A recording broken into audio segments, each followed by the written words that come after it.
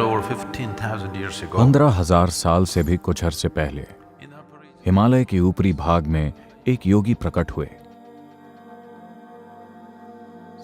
कोई नहीं जानता था वो कहां से आए थे या उनके पूर्वज कौन थे, लेकिन वो बड़े ही अद्भुत थे, इसलिए लोग वहां जमा हो गए। उन्होंने इंतजार किया। उन्होंने सोचा कि शायद वो कोई चमत्कार दिखाएंगे, लेकिन उन्होंने कुछ भी नहीं किया। बस यूं ही बैठे रहे बिना हिले डुले। लोग चले गए, बस 7 लोग ही रुके रहे।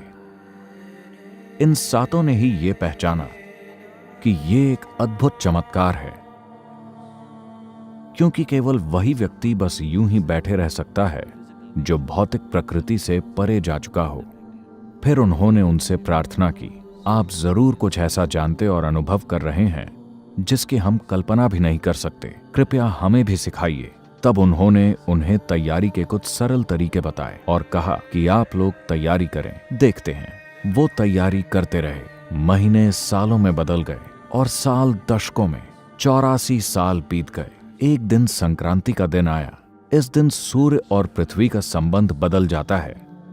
जब ये परिवर्तन होते हैं तब हर योगी अपने भीतर कुछ सुधार करता है, क्योंकि उस समय आपके शरीर के बारे में कुछ चीजें बदल जाती हैं।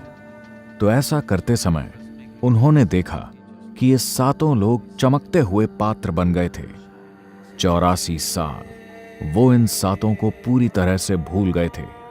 वो वहीं थे, अब भी तैयारी कर रहे थे।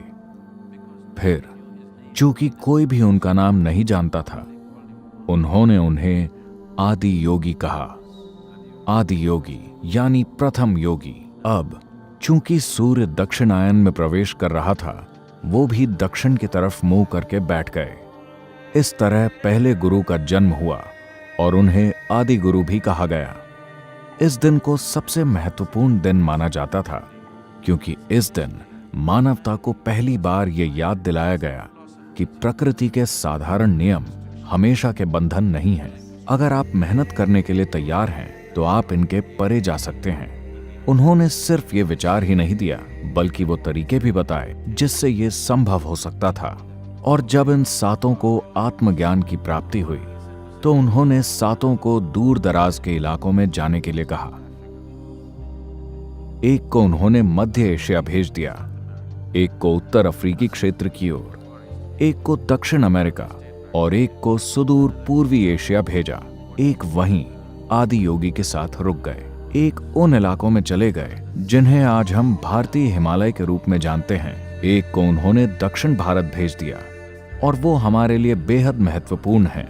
वो अगस्त्य मुनि हैं। अगस्त्य मुनि विंध्याचल के दक्षिण की ओर आए। उन्होंने ये सुनिश्चित किया कि विश्व के इस हिस्से में आध्यात्मिक प्रक्रिया ही हर किसी के जीने का सहज तरीका बन गई। इन 7 ने योग के 7 अलग अलग आयामों का प्रसार किया और आज हजारों सालों के बाद भी आप इस ग्रह पर मौजूद हर सभ्यता में उनके कार्यों और योगदान की झलक देख सकते हैं।